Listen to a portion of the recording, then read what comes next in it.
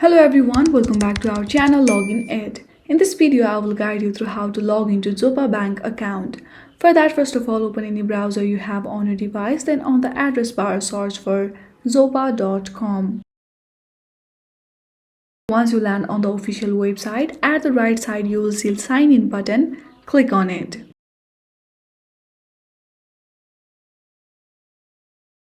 Then your login page will be opened. You just have to fill out this form to log into your account.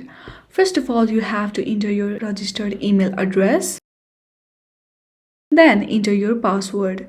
If you do not remember your password, then simply click on Set New Password option available here.